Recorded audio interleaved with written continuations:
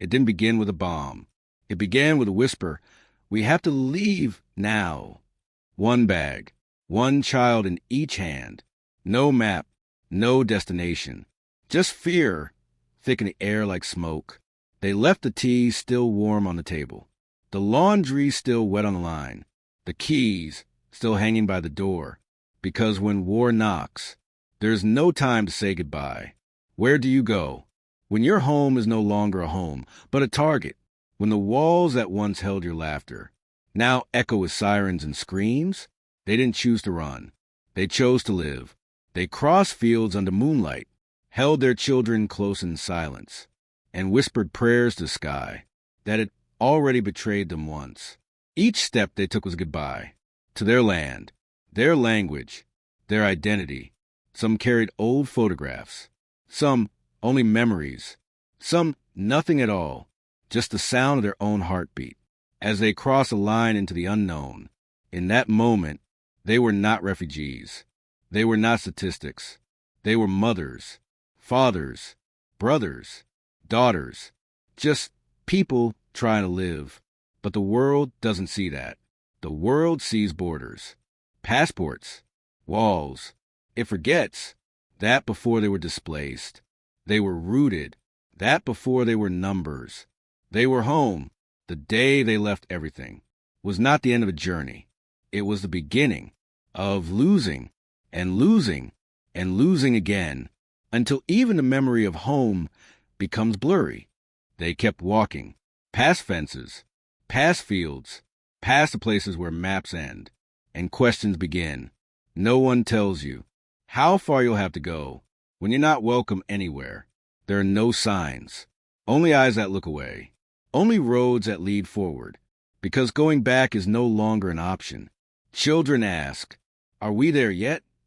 But there is no answer, because there is no there, only hunger, only silence, only waiting. Some walk with swollen feet, some with empty stomachs. Some carry grief so heavy, even the ground seems to push back. A man holds his mother's hand, as if he can carry her youth with him. A woman wraps her child in a scarf that still smells like home. They sleep under trees, or not at all. They cover their heads from the rain and pray it's not gunfire again. At checkpoints, they're asked for papers, proof, permission.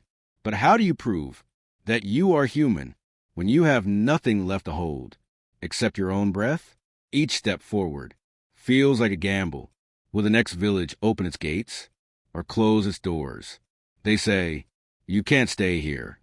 Try the next place. Not enough space. Not safe. Not now. Not you. And still, they keep walking, because even the endless road feels better than turning back. Their journey is not about distance. It's about survival. It's about dignity. It's about the refusal to disappear.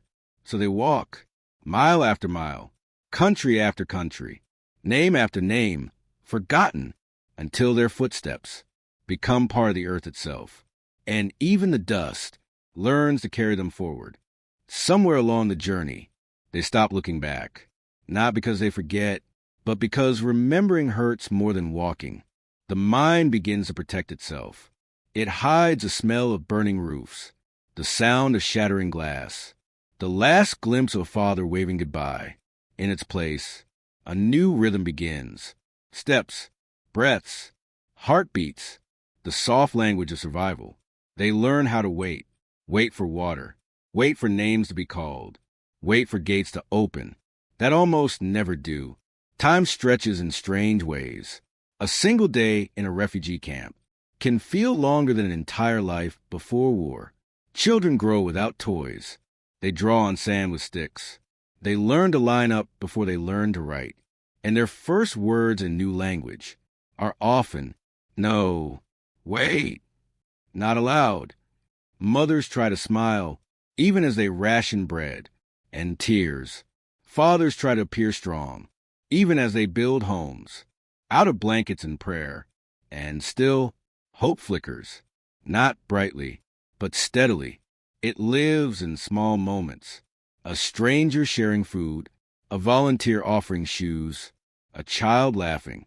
At nothing at all, they build communities. Out of tents, out of tarps, out of shared sorrow, and stubborn dreams. Because even in the harshest places, humans find ways to make space for one another. Not much is certain, but one truth remains. They are still here, still walking, still waiting, still alive. Some begin to forget what silence used to sound like, not the silence of peace, but the kind that comes after loss, the kind that lingers, in the corners of a crowded tent, or in the pause between two questions no one wants to answer. Where are you from? When are you going back? They don't know anymore. What do you call a place that no longer exists on any map? Some still carry their house keys, rusting in their pockets, cold against the skin. Proof that once they had doors open. They show it to their children, as if to say, we were not always like this. We had a home. We had a street. We had neighbors who brought sugar and stories. Now they live surrounded by fences, not to keep them safe, but to keep them in. Freedom becomes a rumor, a word passed around like bread. They talk about return, the way people talk about miracles, with hope and heartbreak in the same breath.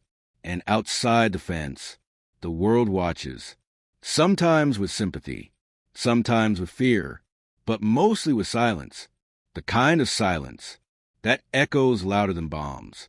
They are told to be patient, told they are lucky to be alive, told not to ask for too much. But is it too much to want a place to belong, to fall asleep without worry, to wake up not as a problem, but as a person? They don't need charity. They need dignity. And though they have been pushed aside, forgotten, misnamed, mistranslated, they have not disappeared.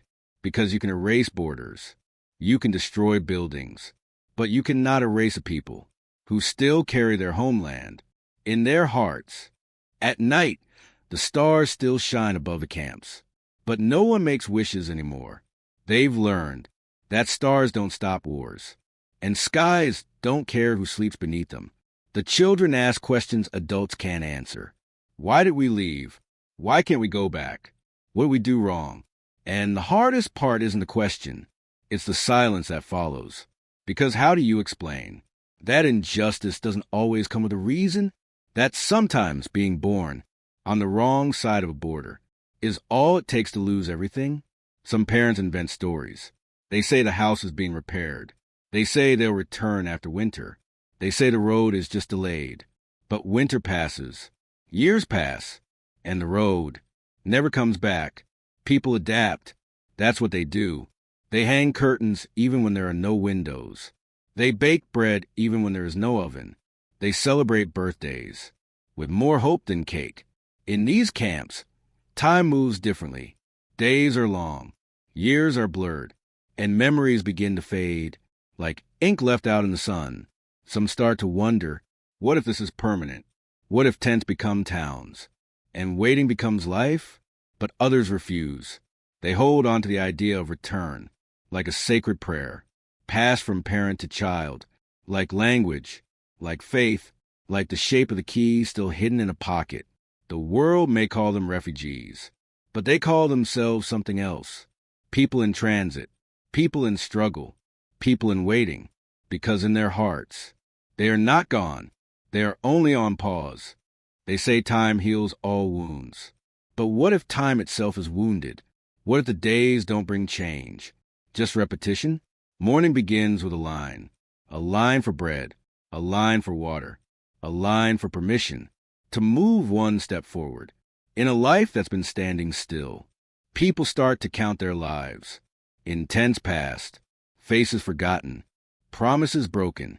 They hear words from the outside, resettlement, process, security concerns, each one colder than the last, each one a reminder that they are not seen as people, but as problems to be managed. Some begin to wonder if the world will ever look them in the eyes again. They write letters that are never answered. They file papers that are never read. They speak truths that are never heard. And still, they wake up. Still, They wash their faces in cracked mirrors. Still, they teach their children to smile, even when there's nothing to laugh about, because hope, in its quietest form, is the act of rising when there is no reason to.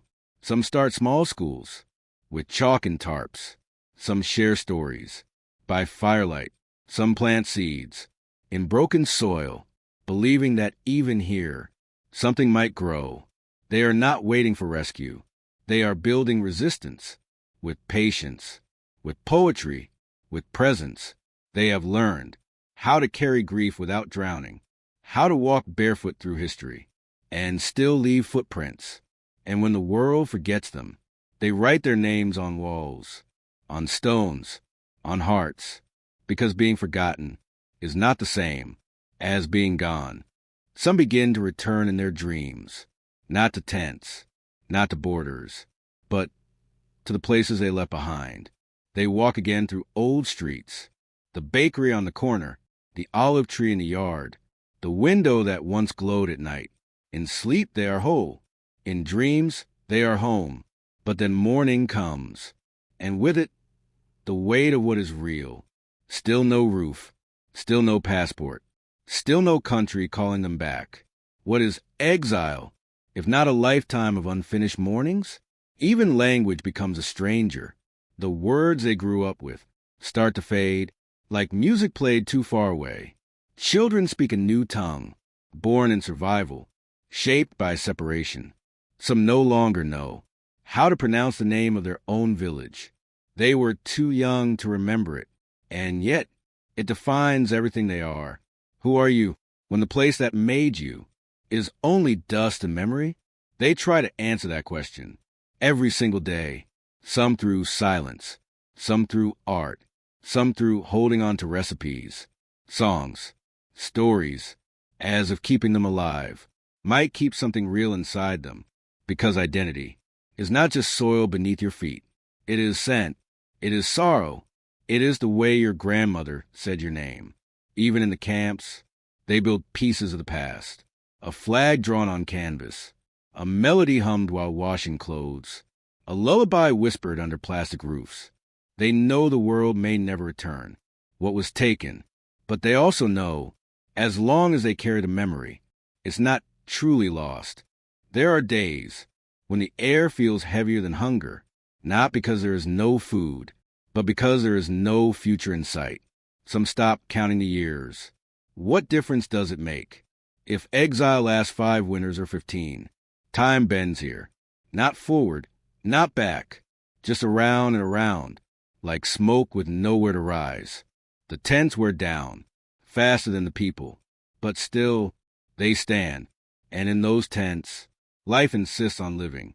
A wedding in the middle of a camp, the sound of laughter, rising like defiance, a baby born between checkpoints and curfews, a name whispered into the world with trembling hope. They don't wait for perfect conditions. They create moments inside broken spaces. A soccer ball made of plastic bags, a school built from scrap wood, a poem scribbled on a ration card. Because in exile, joy is not an escape. It is a rebellion. Every smile is resistance. Every song is survival. Every dance, beneath barbed wire, is a declaration. We are still here. The world may grow tired of their story. News cycles move on. Cameras pack up. Silence returns. But they continue. Not because it's easy. Not because they don't feel the weight. But because stopping would mean surrender. And they haven't come this far just to disappear quietly. So they wake. They wash. They whisper. They hold each other. And they move through the dust as if it were a light. Because somewhere in the deepest part of them, there's still a belief that one day this won't be their whole story, only the middle of it. Somewhere between borders and barbed wire, they begin to forget how it feels to be expected. No one is waiting. No porch lights left on. No welcome at the end of the road. They arrive in places meant to be temporary, but years pass, and concrete replaces canvas. Despair replaces direction. They are told, this is not your land. But the land they left behind no longer exists. They are told, be grateful, but gratitude cannot erase what was taken. Every day, they live inside a question that has no answer. A question asked by every mother, every son, every tired soul standing in a line that never ends. What now? Some countries build walls, others build excuses, and in between, entire generations grow up, not in cities or villages, but in limbo, without nationality, without protection, without a future they can name. And yet, they name their children with meanings like hope, light, return. Because even if the world forgets, they remember. Even if the documents deny them, they exist. Even if the maps erase them, they know who they are. They hold on to their language. Even when it's not spoken around them, they carry their stories. Even when no one asks to hear them, they plant seeds. Even when the soil does not promise to bloom, because existence, in the face of erasure, is a kind of victory. They don't seek pity. They seek justice. They seek belonging.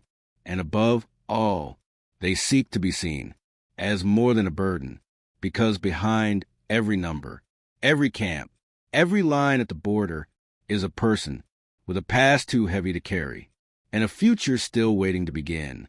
One day, the dust will settle, the tents will fold, and the fences will rust.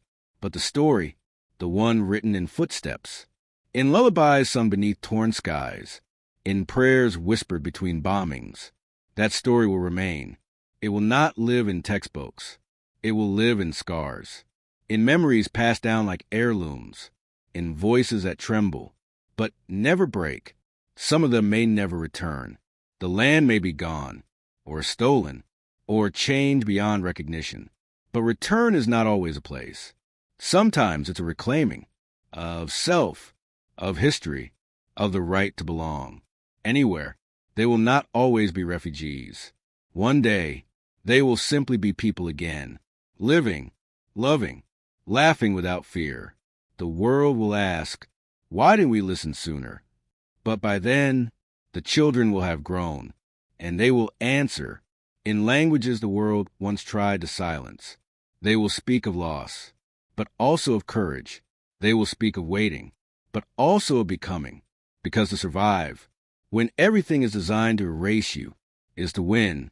And though this chapter ends, in camps, in cold, in exile, it is not the end of them. They are still walking, still singing, still stitching futures, from threads of memory and dust.